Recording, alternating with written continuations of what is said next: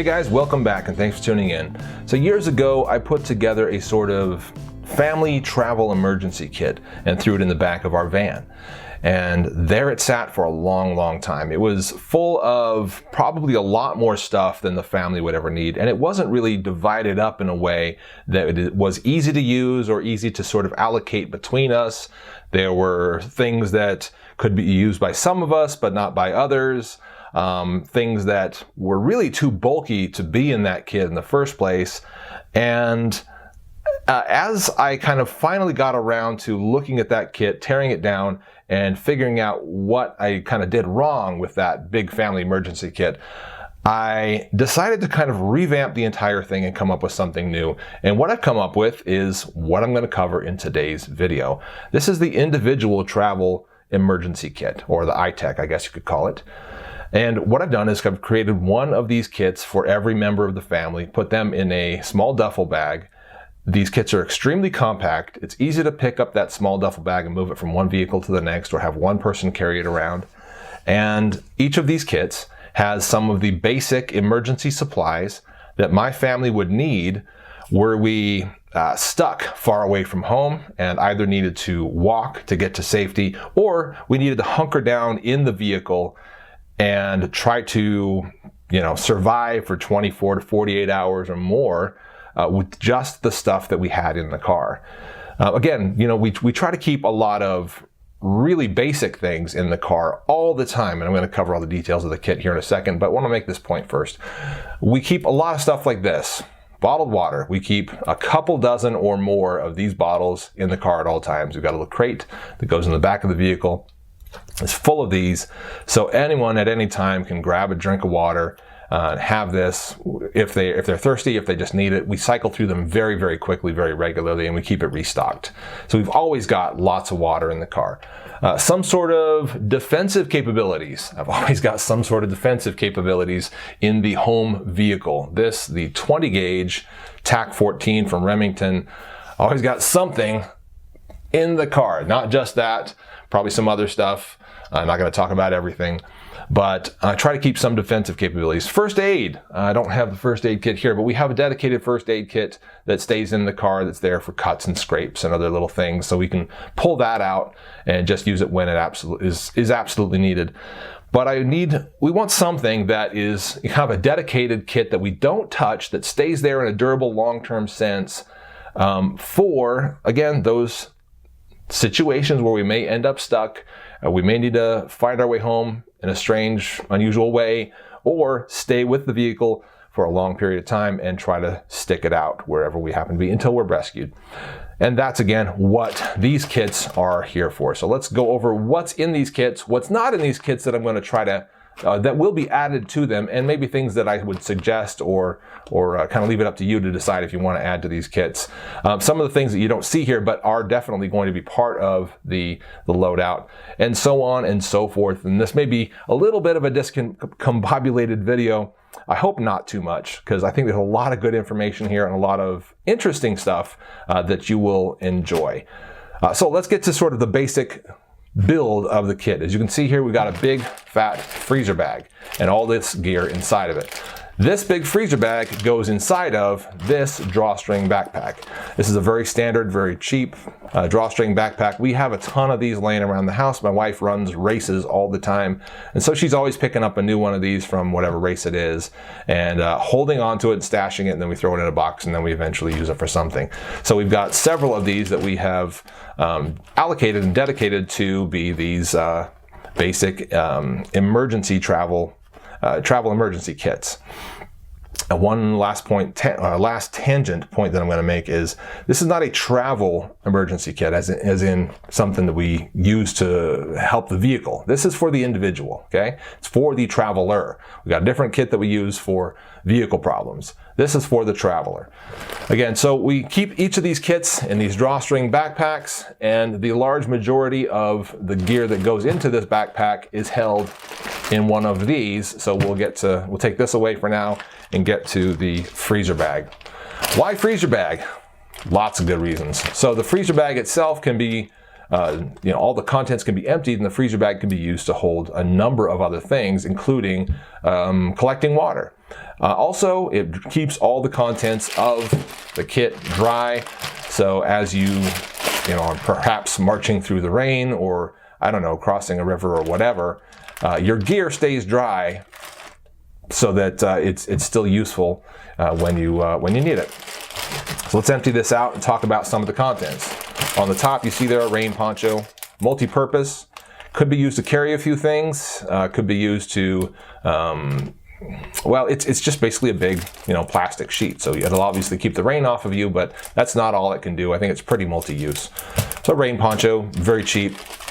Toilet paper, purpose should be very, very obvious. Some hot hands, hand warmers, again, obvious use, obvious need for that. Help you stay warm, stay comfortable. We've got a whistle for communication, for signaling and so forth, and attached to that is a little compass for some navigation. So that can go around your neck, go in your pocket, whatever. Everybody's going to have one of these. Perhaps you work out some sort of a signaling system. 3 beeps for this, 5 long beeps for that, whatever. Everybody's got one of these, and we can communicate with each other at longer distances as needed. Okay, and this is all stuff that we keep in the car and actually get access to periodically when we go on little family trips, which we do. We go on long drives to go visit family. We go to visit national parks, go to Goblin Valley. We go to High Uintas and places like that just to have fun as a family. And these little items can come in useful even when it's not an emergency. You know, let's say we're going to separate. We don't have cell service. We don't have radios with us necessarily, or we don't want to break out the radios. We can use these and create a little signaling system for talking to each other at distance. Emergency blanket, once again, pretty obvious. Shouldn't you have a big fat wool blanket to stay really warm? Yeah, sure, that would be very luxurious, but the purpose of this is to have something extremely light, a super duper light kit that will give you just the basic protection and basic needs. So again, ideally, you would have things like your own personal jacket, some other, you know, the hand warmers will do a little bit to help with that. But, you know, you go out the door prepared for most eventualities, and then the things you end up somehow not being prepared for, this kit should cover the rest of it. That's kind of the goal. We've got a first aid kit here. We'll break that down here in a second. Let's not take too long with that here in the middle of it. We've got a bandana, all cotton bandana, all white. Every kit has a white one. Reason being, I think it makes sense for, you know, identification. You know, everybody's got a white bandana. You see, you know, if you're in a crowd of people or whatever, and everybody agrees to put on their white bandana in some certain way, and you're trying to identify your family out of a mix of a mass of other people who perhaps are all exodusing because there's been an earthquake or something. You just keep an eye out for the white bandana on the head or on the neck or whatever, and you spot a white bandana, you've got, you know, one of your family members located. So there's a lot of reasons why having the same color for the people that you want to associate with, having them all identified in the same way. But in addition to that, just a plain, clean white bandana is, you know, easy to recognize when it's dirty and easy to know when it's clean and so forth. So this is something that could be a first aid help, a supplement to the first aid kit as far as binding some kind of an injury, binding a foot or something like that. My wife recently broke her foot on a little trip. We did not bind her foot because we were close enough to get her back to the car without needing to do that. But if you needed to wrap a cold compress or something around somebody's ankle, a little bandana would do the trick. Good for so many things. Also dust protection. Perhaps it's just, you know, the air is horrible for one reason or another. Wrap that around your mouth and nose to help filter some of that out. It'll do an okay job of keeping you a little bit comfortable in that way, maybe a little less sick than the folks around you. And also in a last resort kind of true emergency scenario, use your imagination, it could be used to hide your identity a little bit if you absolutely needed to do that. So there's that. I think there's so many uses for a bandana. I keep one on me all the time. It's part of my EDC. I always have one in my back pocket. And so having one as part of these kits is kind of a no-brainer to me. A little bit of duct tape on a card. Not a lot of duct tape, just enough to get a few basic things done. But yeah, I think that is such, duct tape is like the original multi-tool as far as what it can do and how useful it is. So having a little duct tape in the kit for sure. A little bit of hand sanitizer because washing may not be an option, cleaning may not be an option. Using this to sort of potentially, defeat a few diseases or whatever. Very useful, okay, and kind of a comfort item as well. We've also got a couple light sticks. Why light sticks versus flashlight? Well, a couple reasons. Flashlight will already be on my person in the EDC, the daily pockets, right, in the EDC pockets. Then also we will probably have some sort of larger light in the car, if not something like the S2R Baton, then perhaps even something as large as this guy right here, the R50 Seeker from Olight. You see that I'm carrying a lot of Olight gear. They help me out a lot with my channel with the flash sales and supplying me with some stuff for review. So I use a lot of Olight. I like their stuff a lot.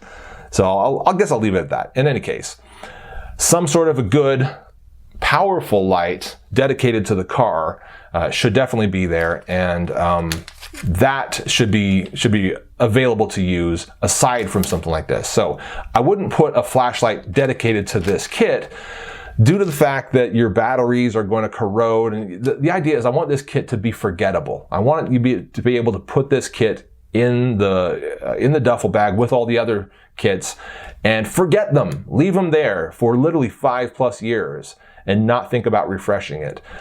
A lot of times you can't do that with flashlights, particularly with the batteries. They'll corrode, they'll die, they'll expire, and so forth, and become useless. And so you go to switch that thing on and it's just a mess.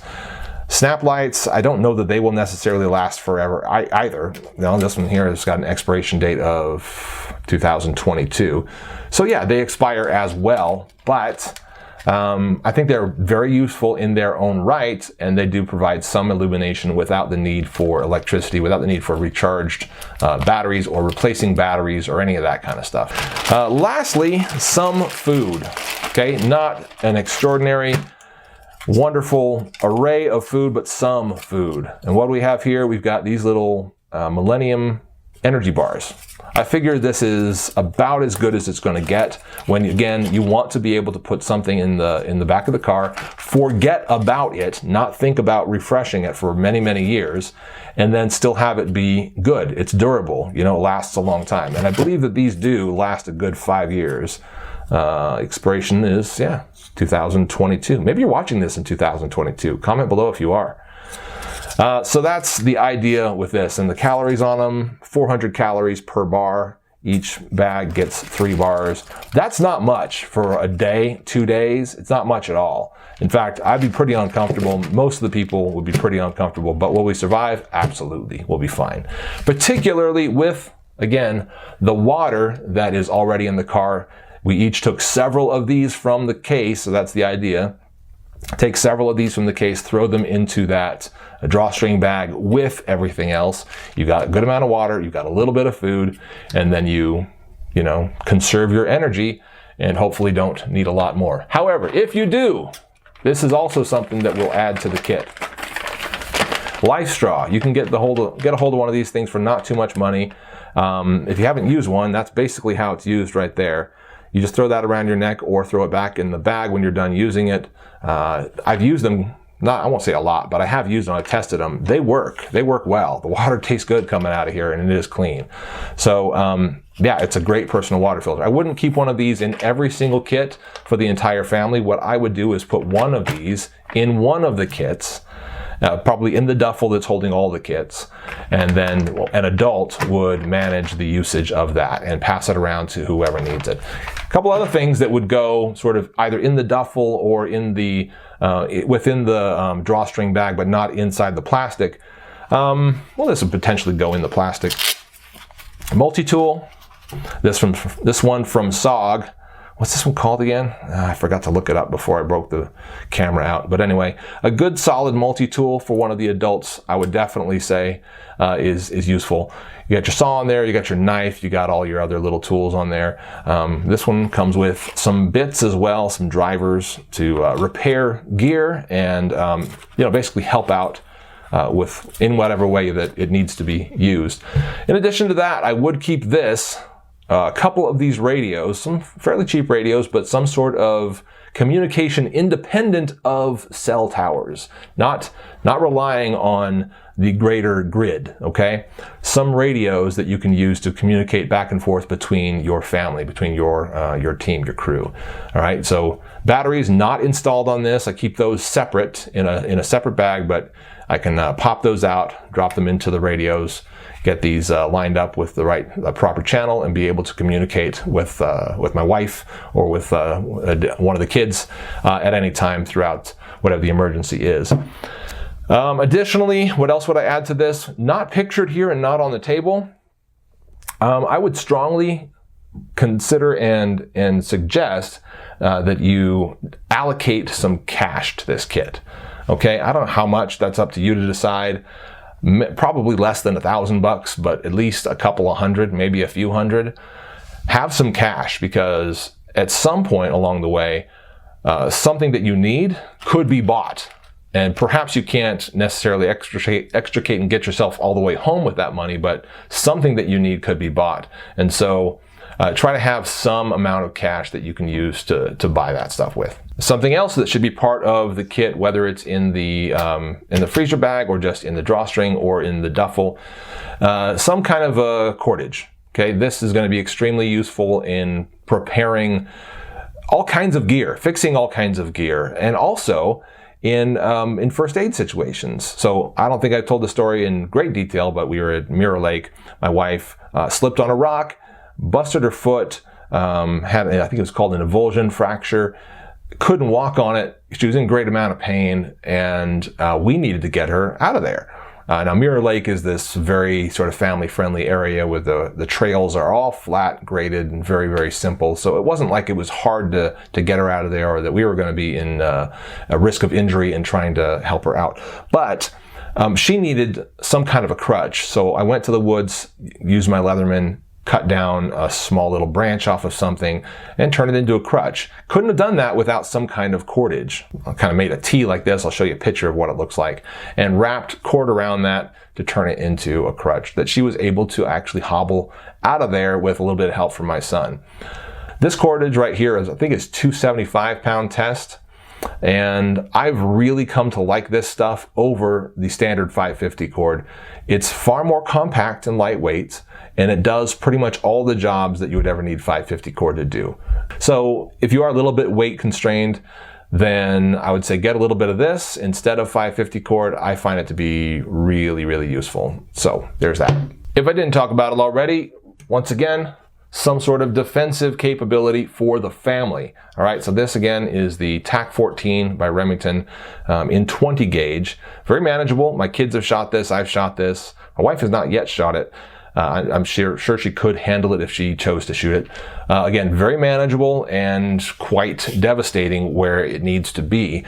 But that's not easy to carry around, particularly not in a concealed fashion. So I would go for something, dedicate something to this kit, to the greater kit that, maybe one gun for the family, that will be a very, very minimal deterrent and potentially help you defend your life.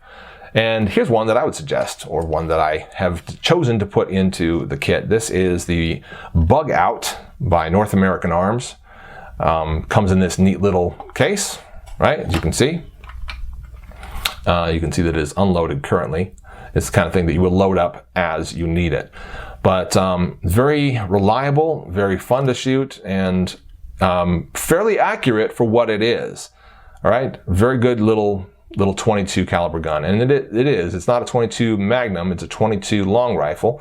So you might choose to step that up to a 380, 32 caliber, whatever you've got. But I would say something very small, very minimal. Picked up these little strips. I'll link to them on Amazon. Quick strips is what they're called. Yeah, quick strips. Anyway, they hold anything 22 caliber, so they'll hold your 22 long rifle. They'll hold 22 Magnum, whatever, and as long as it's this sort of 22 rimfire type of thing. But I've got a couple of those down in there, so those are quick to sort of get access to. I don't have bullets dangling and rattling around in my pockets. I can drop this in one pocket, drop these in the other pocket, and be prepared. So there's that. Or give that to my wife, because I will probably have my own handgun with me, as I generally do in an EDC situation. So if I haven't already said it, this is all a supplement to stuff that you should already have with you every day. I always have my own water bottle. Everywhere I go, I take this with me because I want to plan for, be prepared for a bad situation. Does this mean I drink a whole lot of water all the time? Do I always drink from it when I take it out? No, not always, but I try to have it with me all the time because I don't know if I'm going to be breaking down and have to walk home 10 miles in the heat of the day. I would like to have some water with me if that happened. So I make sure that I do. Then of course, having some kind of a pocket knife with you, a decent EDC Light. This guy right here, the S1R Baton 2 from Olight, is a great choice. Some kind of a handgun. I generally carry like a Ruger LCP2 or something above that with me every day. Perhaps a small multi-tool, things like that. That's all stuff that you should have with you on a daily preparedness, in a daily preparedness sense. Perhaps a jacket, depending on the weather. I always have a hat. Always have a hat, because I'm kind of baldish head, and so I want to keep that comfort level. I want to keep the sun out of my eyes in that sense. So you know, there are certain things that you just always want to have with you. That's in addition to and besides all of this stuff. All of this is for when you run into that situation that you were not expecting, that you couldn't deal with otherwise. It's not a specifically defensive scenario. It's not a specifically emergency medical scenario. It's a mix of all kinds of things, or one of any number of things, and so that's why you've got this kit here. Again, in the car, ready to go. Don't touch it for 5 years, kind of a thing. That's what all this is there for. What we haven't done is broken into that first aid kit. Let's break into it a little bit right now. We've got a few very basic things in here, things that I've been accumulating for quite a while. Surgical dressing there, some gauze pads there. Got an array of Band-Aids and, you know, just kind of quick, easy apply sort of things, the stuff that you would actually kind of need on a regular daily basis. Got a number of those in there, fairly good array of them. But, you know, stopping blood and dealing with external injuries is not all you need from your first aid kit. In fact, I was on a hike many years ago with my brother-in-law and his daughter, and one of the issues she was having that we had to deal with on that kit, or on that trek, that made me very happy that I was prepared with in the way that I was. She was having a stomach ache that was the result of a runny nose. So she could not control the nasal discharge she was having. It was running down her throat into her stomach and causing a lot of discomfort, a lot of pain. And what I gave her from my kit, when I was able to kind of dig into what I had and find what she needed, was, let's see, I think I'll have it. There it is, Dyphon. Dyphon, which dried her out as far as the nasal is concerned, dried her out and gave her lots of comfort from that point on. I think she used up everything I had, and so this kind of stuff, you know, antacid. We have here some non-aspirin painkiller, some Medilite, which I believe is a Pedialyte or Gatorade type of a mix, gives you the electrolyte replacements that you need. Again, the Dyphon, we've got some Diotame, ibuprofen, Diamode, aspirin, for all types of internal needs. So again, there are plenty of ways you can be injured externally, but you need some internal relief as well. And so, you know, don't forget about that stuff. Don't forget about that as you're building your first aid kit or buying your first aid kit. And you can get all of this stuff on Amazon. I bought all these things in a big assortment and then sort of separated them per kit. Sting relief. Don't forget about sting relief, man. Particularly for the kids. Like, I can get stung by a wasp and keep going. I'll be uncomfortable, but I'll keep going. The kids, dude, come on. They can't put up with that. They can't hang, all right? So you get one of the kids stung by a wasp, and suddenly you guys are all hunkered down and dealing with a crying child. So that's something that you're going to want as far as just mobility. It may not be life-threatening, but you definitely want that comfort right away. Some first aid burn cream as well. I forgot to point this out before. Burn cream for whatever burns you may run into, as well as some triple antibiotic ointment, a few packets of that. So all this stuff, once again, you can buy individually on Amazon and a number of other online retailers and locations, and then assemble your own kit.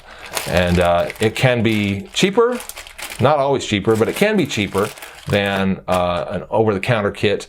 But more importantly, it'll have everything you need and everything that you, in your particular scenario and particular needs, you'll be able to cover all of that. So that is a look at the first aid kit. As I said before, I thought about all this stuff for quite a while, and the goal with all of this was to replace an existing family emergency kit that I felt was just not well thought out. So I figured I might as well go ahead and think through this, make some lists for several days, a few weeks, whatever, and buy some stuff and assemble some kits that were actually meaningful, that would actually help us out in a very limited sense.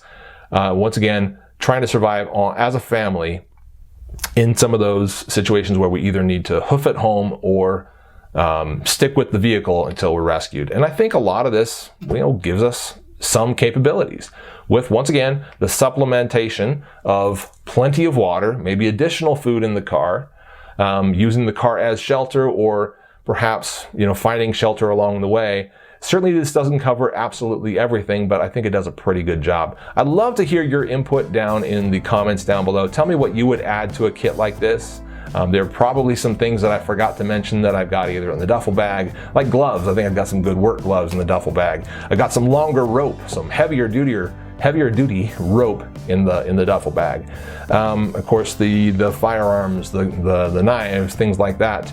Some of that will be more useful, and there'll be a number of other things you could add in that regard, some survival-ish type knives and whatnot. But I'd love to, again, to hear what you think of this kit and what you would add to something like this, or what you would change. That's about it, guys. Thanks so much for watching. I hope it was helpful to you. I'm the Late Boy Scout. We'll see you later.